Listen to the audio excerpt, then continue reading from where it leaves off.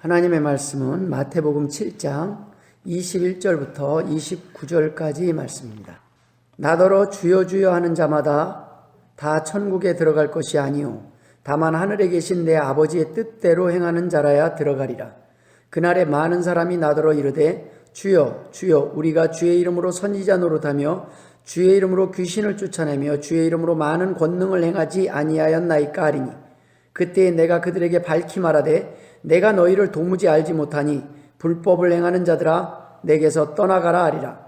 그러므로 누구든지 나의 이 말을 듣고 행하는 자는 그 집을 반석 위에 지은 지혜로운 사람 같으리니 비가 내리고 창수가 나고 바람이 불어 그 집에 부딪히되 무너지지 아니하나니 이는 주추를 반석 위에 놓은 까닭이요 나의 이 말을 듣고 행하지 아니하는 자는 그 집을 모래 위에 지은 어리석은 사람 같으리니 비가 내리고 창수가 나고 바람이 불어 그 집에 부딪힘에 무너져 그 무너짐이 심하니라. 예수께서 이 말씀을 마치심에 무리들이 그의 가르치심에 놀라니 이는 그 가르치시는 것이 권위 있는 자와 같고 그들의 서기관들과 같지 아니함일러라. 아멘. 할렐루야. 지난 한 주간 평안하셨습니까? 기록적인 한파가 연일 계속되고 있습니다. 많은 사람들이 코로나로 지쳐있는 상황에서 이번 겨울에는 한파까지 겹쳐서 그 어느 때보다 힘든 겨울을 보내는 사람들이 많이 있습니다.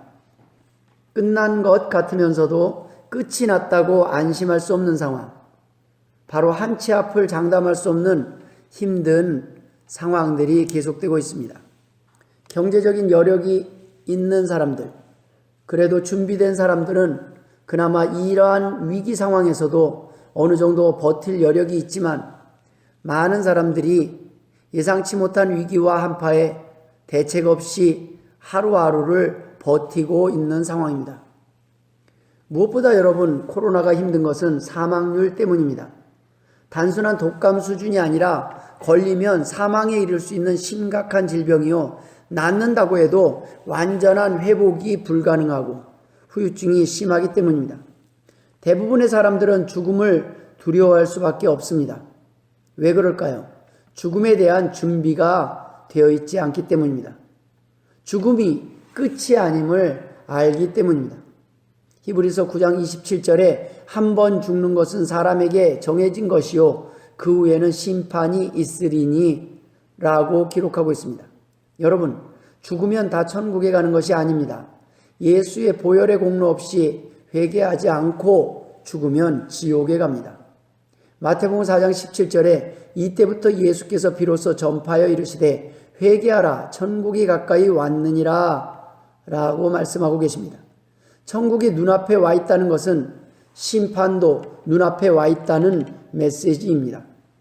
천국이 가까이 왔다는 것은 긴급한 메시지라는 뜻입니다. 심판이 가까이 와 있고 임박한 진노에 대비하라는 경고의 메시지라는 말씀입니다. 우리에게 준비하라는 메시지요, 점검하라는 말씀입니다. 준비하지 않으면 후회한다는 말씀입니다.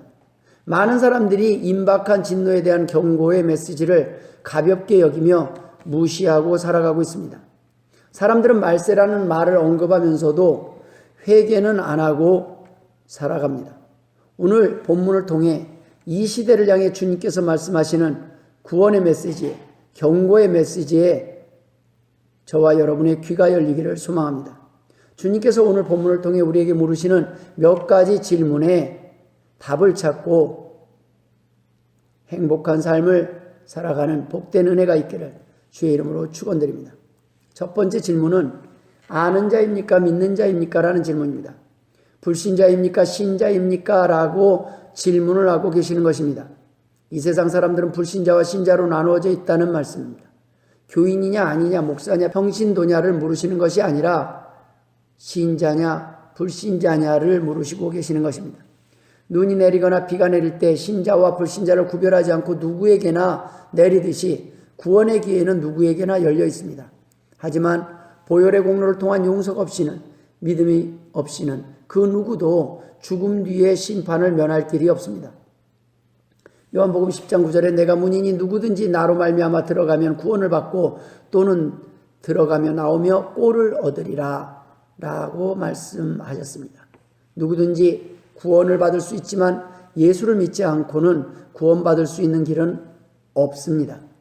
그런데 오늘 본문에서 주님은 교회에 나오는 것이 구원받을 수 있는 길이 아니라고 말씀하고 계시는 것입니다. 주님에 대해 아는 것이 복음에 대해 아는 사람에게 구원이 보장되어 있지 않다는 말씀을 하고 계시는 것입니다. 선지자라도 교회를 다녀도 목사라도 구원받을 자와 구원받지 못할 자가 있다는 말씀입니다. 주님의 오늘 질문은 교회를 다니느냐 안 다니느냐, 복음에 대해 아느냐 모르느냐를 물으시는 것이 아닙니다. 내가 믿느냐 믿지 않느냐를 물으시는 것입니다. 교회 다니느냐 다니지 않느냐, 목사냐 평신도냐, 내가 믿느냐 믿지 않느냐라는 질문은 교회 다니느냐 다니지 않느냐가 아니라, 목사냐 평신도냐가 아니라 내가 믿는 자냐 믿지 않는 자냐라는 질문을 하고 계시는 것입니다. 오늘 본문에 나더러 주여 주여 하는 자마다 다 천국에 들어갈 것이 아니요 다만 하늘에 계신 내 아버지의 뜻대로 행하는 자라야 들어가리라. 그날에 많은 사람이 나더러 이르되 주여 주여 우리가 주의 이름으로 선지자 노릇하며 주의 이름으로 귀신을 쫓아내며 주의 이름으로 많은 권능을 행하지 아니하였나이까 하리니 그때 내가 저에게 밝히 말하되 내가 너희를 도무지 알지 못하니 불법을 행하는 자들아 내게서 떠나가라 하리라 라고 말씀하셨습니다. 저는 중학교 때 처음 이 말씀을 읽을 때 정말 큰 충격을 받았습니다. 목사 아들로 태어나서 교회에 오래 다녔으니까 당연히 죽으면 천국에 갈 줄로 알았습니다. 그러나 본문의 말씀은 천국 문 앞에서 쫓겨날 수 있다는 말씀입니다. 어느 농촌교회에서 가뭄에 비가 오게 해달라고 기도회를 했다고 합니다. 그런데 그 기도회에 나온 사람 가운데 한 소녀만 우산을 준비해 가지고 나왔다고 합니다. 여러분, 누가 믿음이 있는 자입니까? 목사님도 성도들도 기도의 제목은 비가 오게 해달라는 기도였지만 그 누구도 하나님께서 비를 내려주실 거라는 믿음과 확신을 가지고 기도하지 못했습니다.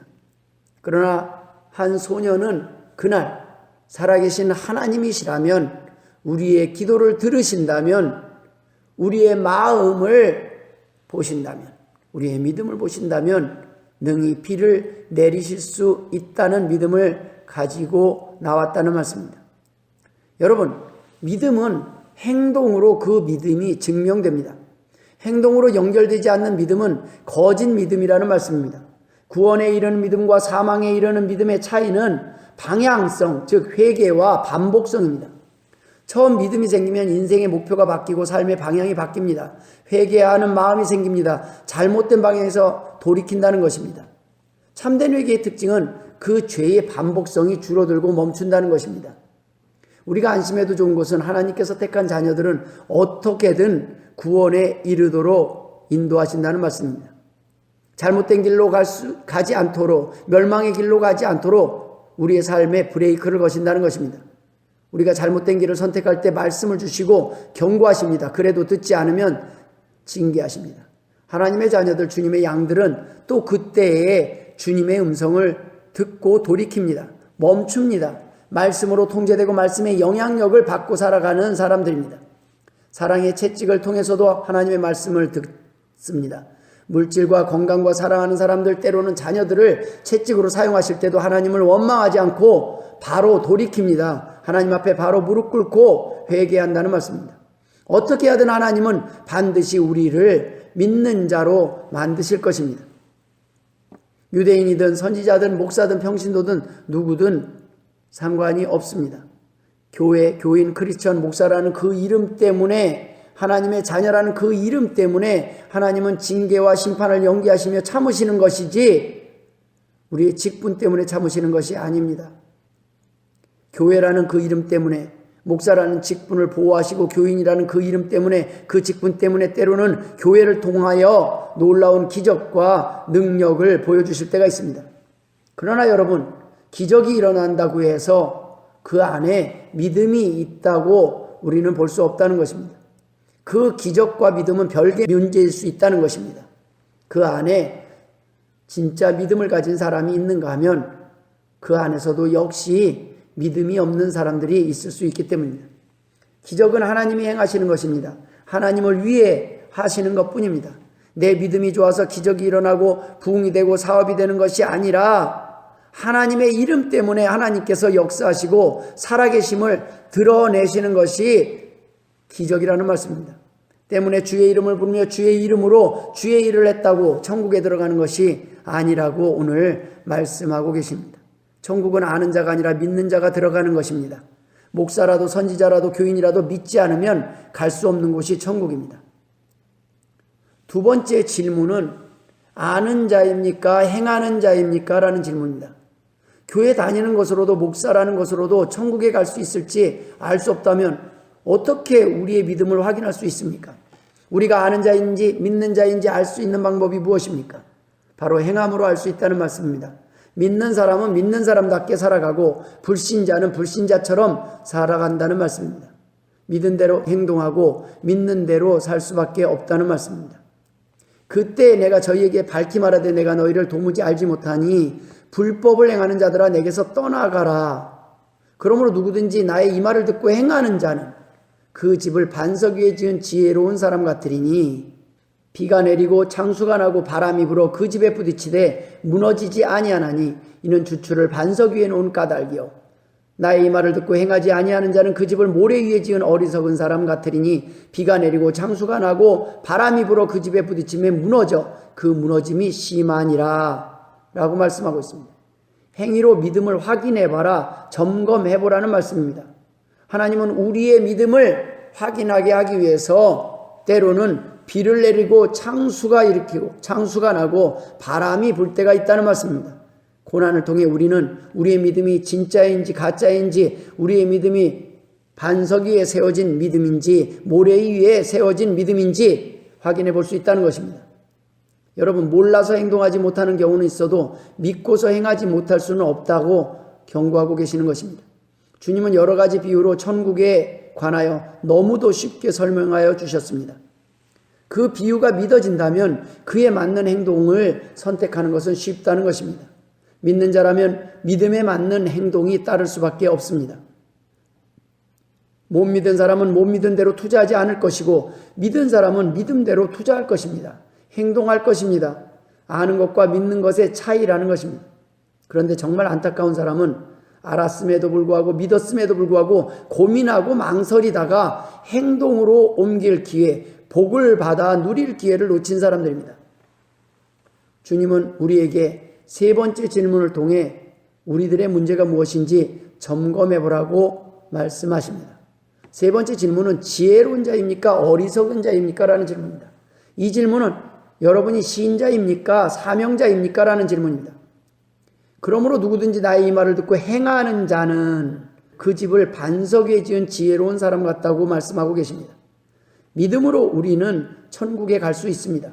그러나 주님은 우리를 천국으로 인도하시기 위해 이 땅에 보내신 것이 아닙니다. 그냥 번거롭게 이 땅에 태어났다가 죽은 뒤에 천국으로 인도하실 필요 없이 처음부터 천국에서 태어나서 살게 하면 되기 때문입니다. 여러분, 왜 번거롭게 이 땅에 태어나게 했다가 다시 그렇게 천국으로 우리를 인도하시려고 애쓰실 필요가 없다는 말씀입니다. 이 땅에 보내신 이유가 있다는 것입니다. 사명 때문에 이 땅에 보내셨습니다. 이 땅에서도 행복한 삶을 누리길 원하시기 때문입니다. 주님의 세 번째 질문은 단지 천국이냐 지옥이냐의 질문이 아닙니다. 단지 천국만을 목표로 사는 삶이 되어서는 안 된다는 것입니다. 그렇다면 너희들을 이 땅에 보낼 이유가 없었다는 것입니다. 그냥 바로 천국을 만드시고 그곳에 살게 하시면 그만이기 때문입니다. 더 나은 삶, 더 지혜로운 삶을 살기를 원하시는 것입니다. 단지 천국이 소망이라면 빨리 죽는 것이 가장 행복한 사람일 것입니다. 그러나 여러분, 주님은 여러분이 천국에서뿐 아니라 이 땅에서도 행복하기를 원하십니다. 단지 천국이냐 지옥이냐의 단계가 아니라 천국이냐 사명이냐를 물으시는 것입니다. 나는 이제 천국 가게 됐으니까, 나는 믿음이 있으니까 나는 이제 걱정할 필요가 없다 하고 이 땅에서 막 살아도 되겠습니까? 주님은 그렇게 살면 안 된다는 것입니다. 지혜로운 자는 그렇게 살지 않는다는 것입니다. 천국의 문제만을 위해서 이 땅에 보내시지 않았다는 것을 알아야 된다는 것입니다. 하나님은 우리가 이 땅에서 왜 태어났는지 고민하기를 원하시는 것입니다. 내가 너를 왜 보냈는지 생각해봐라. 내가 너를 이 땅에 거저 보낸 것이 아니다. 너에게 원하는 것이 있다고 물으시는 것입니다. 천국이 목표가 아니라 사명 때문에 이 땅에 보내셨다는 말씀입니다. 누구에게나 사명이 있습니다. 이를 본문에서는 지혜로운 자와 어리석은 자로 말씀하고 계십니다. 우리가 하루라도 빨리 예수를 믿고 조금이라도 더 큰 믿음을 사모해야 하는 이유가 무엇입니까? 그것은 천국 때문이 아닙니다. 그것은 이 땅에서의 사명 때문이요, 이 땅에서의 행복한 삶 때문입니다. 그 삶의 내용을 보시고 하나님은 천국에서 상을 준비하셨다고 말씀하고 계십니다. 두 가지 삶이 있습니다. 하나는 이 땅에서의 삶과 천국에서의 삶입니다. 천국에 가기 위해서, 즉 지옥에 가지 않기 위해서 영원한 벌을 면하기 위한 턱걸이의 삶을 의미하는 것이 아닙니다. 때로는 대학에 입학한 것만으로도, 죽지 않은 것만으로도, 건강한 것만으로도 감사하고 살 수는 있습니다. 그러나 우리는 왜 대학에 입학하게 하셨는지를 생각해 봐야 된다는 것입니다. 때로는 건강하게 산 것 감사할 수 있습니다. 부유하게 산 것 감사할 수 있습니다. 그러나 우리의 고민은 거기서 그치지 아니하고, 우리는 거기에 감사하는 것으로 그치지 아니하고, 왜 부유케 하셨고, 왜 건강하게 하셨고, 왜 오래 살게 하셨고, 왜 오늘까지 살게 하셨는지를 돌아봐야 한다는 말씀입니다. 지옥에 가지 않은 것만으로도 감사할 수 있습니다. 그러나 그것은 지옥에 가지 않은 것만으로도 감사하다고 생각할 때 그렇게 고백할 수 있는 것입니다. 그러나 거기서 멈춰서는 안 됩니다. 하나님은 우리에게 이 땅에 보내신 이유가 간신히 천국 가기 위해 보내신 것이 아니라는 말씀입니다. 온 그대로 다시 돌아가길 바라고 보내신 것이 아니라는 말씀입니다. 한 달란트 받은 사람처럼 본전 바라고 보내신 것이 아닙니다.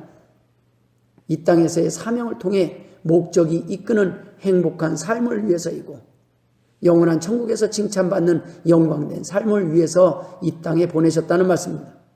하나님은 천국에서뿐 아니라 우리가 이 땅에서도 행복한 삶을 경험하길 원하십니다. 지혜로운 사람은 이 땅에서도 행복한 삶을 누리는 사람입니다. 고난을 당하지 않은 사람, 편안한 삶을 살아가는 사람을 의미하는 것이 아니라, 고난 중에서도 기쁨을 잃지 않고 환난 가운데서도 남을 도우면서 기뻐하며 타인의 기쁨이 되기 위해 힘쓰는 사람입니다. 목적지를 찾았기에 방향을 잃지 않고 살아가는 사람이요, 사명을 붙잡고 살아가는 사람들입니다. 삶의 기준이 분명한 사람입니다. 그런 사람이 지혜로운 사람입니다. 천국의 영광을 바라보고 이 땅의 삶을 통해 고난 가운데서도 행복하며, 행복한 고난, 행복한 땀의 의미가 무엇인지를 깨닫고 담대하게 살아가는 사람입니다. 이 땅에서의 믿음의 크기는 바로 이 땅에서의 고난에 견딜 수 있는 면역력을 나타냅니다. 지진에 견딜 수 있는 건물의 내진 강도처럼 환난 가운데서도 믿음을 저버리지 않을 수 있는 견고한 믿음을 말씀하고 있는 것입니다.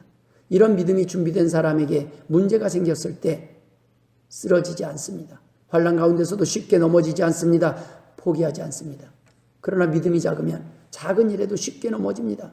큰 믿음은 큰 고난 가운데서도 쓰러지지 않습니다. 즉, 지혜로운 사람은 지금의 고난이 아니라 앞으로 언제 닥칠지 모르는 고난에 준비한 사람을 의미합니다. 힘들더라도 반석 위에 집을 짓는 사람입니다. 고난에 대비하는 사람입니다. 사명을 위해 준비하고 살아가는 사람입니다. 즉, 준비하는 사람, 준비된 사람, 준비에 철저한 사람이 바로 지혜로운 사람 아니겠습니까? 지혜로운 다섯 처녀도 마찬가지입니다. 준비된 사람들이었습니다. 하나님은 다음 세대를 위해, 천국을 위해, 닥쳐올 환난에 대비해 준비된 사람을 원하고 계시는 것입니다.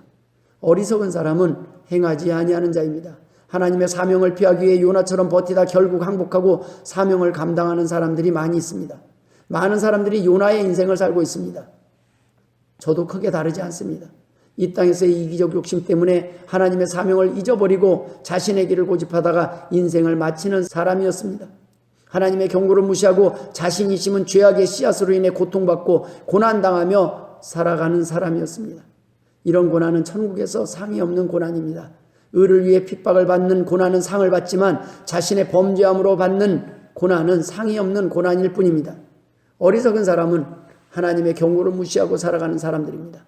미래 낙관성을 가지고 되는 대로 살아가는 사람들입니다. 잘 되겠지, 잘 될 거야, 괜찮아질 거야, 그저 희망을 가지고 살아가는 사람입니다. 노아의 사람들이 그랬습니다. 대책 없이 희망만 가진 사람들입니다. 그들은 하나님의 경고를 무시했습니다. 창세기 6장에는 여호와께서 사람의 죄악이 세상에 가득함과 그의 마음으로 생각하는 모든 계획이 항상 악할 뿐임을 보시고 땅 위에 사람 지으셨음을 한탄하사 마음에 근심하시고 이르시되 내가 창조한 사람을 내가 지면에서 쓸어버리되 사람으로부터 가축과 기는 것과 공중의 새까지 그리하니니 이는 내가 그것들을 지었음을 한탄함이니라. 그러나 노아는 여호와께 은혜를 입었더라. 여러분, 하나님이 왜 한탄하셨습니까? 하나님을 위해서 사람들이 살지 않고 자신들을 위해서 살았습니다. 하나님을 위해 창조됐다는 사실을 잊어버리고 살았습니다. 어리석은 사람들은 수없이 많은 경고를 무시하고 살아가는 사람들입니다. 성경에 나오는 선지자들의 이미지 대부분은 하나님을 두려워하는 사람들입니다. 그들은 그 하나님을 두려워함으로 나아갔기에 사람들 또한 그 선지자들을 두려워했습니다. 아방은 엘리야의 이름만 들어도 스트레스를 받을 만큼 두려워했습니다. 여러분, 이 땅에 하나님을 무시하는 사람들은 천국에 대한 믿음이 없기 때문에 두려울 수밖에 없습니다. 천국에 대한 믿음이 있어도 겨우 들어갈 정도의 믿음만 있기 때문에 영원한 천국에서 영원히 다른 영광과 삶에 대한 믿음이 적기 때문에 죽음을 두려워합니다. 가치 있는 것을 가치 없는 것들로 바꾸어 사는 삶을 선택했기에 보이는 이 땅의 삶에만 관심이 있고 보이지 않는 천국에 관심이 없는 사람들이기에 그의 삶의 중심이 이 땅에 있기에 죽음을 두려워할 수밖에 없다는 것입니다. 이곳 현세에, 그것도 미래가 아닌 지금 당장에만 맞춰져 있는 삶입니다. 근시안적인 삶의 안목을 가지고 살아가는 사람들입니다. 미래를 준비해야 되는 줄 알면서도 준비하지 않고 있는 사람들입니다. 이런 사람들의 고난은 자신의 죄로 인해 겪는 고난일 뿐입니다.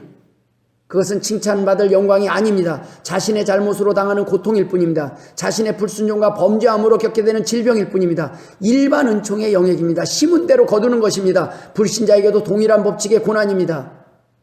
하늘에서 받는, 칭찬받는 고난이 아니라는 것입니다. 우리를 빛나게 하는 고난은 주님을 위해, 하나님을 위해 스스로 먼저 당하는 고난입니다. 당하지 않아도 될 고난의 길을 주님 때문에 걸어가는 것입니다. 이 고난을 통해서 우리가 정금같이 되는 것입니다. 욥기 23장 10절에 그러나 내가 가는 길을 그가 아시나니 그가 나를 단련하신 후에는 내가 순금같이 되어 나오리라 라고 말씀하셨습니다. 말씀을 마무리 짓도록 하겠습니다. 바울은 로마서에서 생각하건대 현재의 고난은 장차 우리에게 나타날 영광과 비교할 수 없느니라. 계시록 2장 10절에는 너는 장차 받을 고난을 두려워하지 말라. 볼지어다 마귀가 장차 너희 가운데서 몇 사람을 옥에 던져 시험을 받게 하리니 너희가 10일 동안 환난을 받으리라. 내가 죽도록 충성하라. 그리하면 내가 생명의 관을 내게 주리라. 자녀에게 부모가 자신이 어지럽힌 방을 청소하라고 시킬 때만 청소한다면 그것은 자신이 당연히 해야 할 일을 하는 것뿐입니다. 그러나 부모가 시키기 전에 자신이 어질지도 않은 방을 청소하는 자녀가 있다면 그 고난은 칭찬받는 고난이요 상이 있는 고난입니다. 어리석은 사람은 이 땅에서 자신의 범죄함으로 인해 고난을 받지만 지혜로운 사람은 주님을 위하여 스스로 십자가의 길, 고난의 길을 선택하는 사람입니다. 많은 사람들이 오해하고 있는 부분이 이 부분입니다. 자신이 사람을 죽이고 도적질하여 감옥에 갔다 온 것이 마치 하나님의 연단처럼 생각하는 것입니다. 하나님은 우리를 연단하시기 위해 다른 사람을 상처 입히거나 죽이시는 분이 아닙니다. 우리의 욕심으로 죽이고 상처 입힌 사람들까지 치료하시는 분이 하나님이십니다. 단지 하나님께서 끝까지 용서하시고 기회를 주셔서 잡히지 않게 하시고 들키지 않게 하시고 발병되지 않도록 보류하여 주셨음에도 불구하고 어리석은 인간들은 도리어 하나님의 길이 참으심을 가볍게 여기고 끝까지 회개하지 아니하다가 결국에는 하나님의 진노의 채찍에 맞고서야 후회하고 돌아오는 경우가 있습니다. 하나님의 보호하심이, 하나님의 사랑하심이 우리의 죄를 통해 영광 받으시는 데 목적이 있는 것이 아닙니다. 될 수 있으면 우리에게 상처 주지 않기 위해, 우리가 고통당하지 않기 위해, 우리에게 채찍을 들지 않으시기 위해 오늘도 참으시고 계시는 것입니다. 어리석은 인간은 끝까지 회개하지 않습니다. 하나님은 그럼에도 불구하고 결국 생명이라도 건지기 위해 무서운 사랑의 채찍을 들게 되는 것입니다. 구원에 이르게 하는 채찍입니다. 그것은 상을 위한 채찍이 아닙니다. 심판을 면하게 하기 위한 마지막 사랑의 경고요 채찍인 것입니다. 이 고난의 채찍은 천국에서 아무런 영광이 없습니다. 그저 부끄러운 구원을 받을 뿐입니다. 현재 우리의 믿음의 집이 어디에 지어져 있는지 점검해야 합니다. 반석 위에 지은 사람은 천국에 갈 믿음이 준비되어 있습니다. 즉 믿음에 합당한 삶을 살고 있습니다. 환난 가운데 핍박 가운데서도 믿음을 지킬 준비와 훈련이 되어 있는 사람들입니다. 지혜로운 사람은 모든 준비를 마친 사람만을 의미하지 않습니다. 준비 중인 사람, 준비하기 시작한 사람도 포함됩니다. 속담에 시작이 반이라는 말이 있습니다. 목적지를 정하고 시작한 사람은 이미 반은 성공한 사람이라는 것입니다. 중요한 것은 시작하려고 하는 사람이 아니라 시작한 사람입니다. 계획한 사람, 아는 사람이 아니라 시작한 사람, 한 걸음을 떼어놓은 사람, 한 가지를, 한 시간을, 한 과목을, 하나를 시작한 사람을 의미합니다. 하나를 이룬 사람은 머지않아 둘을 이룰 것입니다. 오늘 주님을 향해서 첫 발자국을 뗀 사람은 두 발, 세 발 십자가를 향해 더욱더 나갈 것입니다. 지금 비록 작은 첫 걸음이지만 하나님께서는 여러분의 그 발걸음을 인도하셔서 하나님이 원하시는 삶으로 그 사명의 길을 감당할 수 있도록 인도하실 것입니다. 모쪼록 오늘 이 시대를 향한 주님의 세 가지 질문에 지혜로운 답을 가지고 사시는 주인공, 참된 행복의 주인공 되시길 주의 이름으로 축원합니다. 기도하겠습니다. 하나님 아버지 은혜를 감사드립니다. 단지 천국을 위해서 살지 않기를 소망합니다. 하나님의 영광을 위해서, 사명을 위해서 살아가기를 소원합니다. 하나님, 지혜가 부족합니다. 지혜를 더하여 주옵소서. 하나님 아버지, 자주 잊어버립니다. 자주 넘어집니다. 하나님 아버지, 포기하지 마시고 은혜를 더하여 주옵소서. 이제는 우리 구주 예수 그리스도의 은혜와 아버지 하나님의 극진하신 사랑하심과 성령님의 감화 감동 역사 충만하심이 오늘도 사명의 자리로 우리를 부르고 계시는 주님의 음성을 듣고 그 음성대로 살아가기를 소원하는 주의 복된 백성들과 자녀들 머리머리 위에 이제로부터 영원토록 함께 있을지어다. 아멘.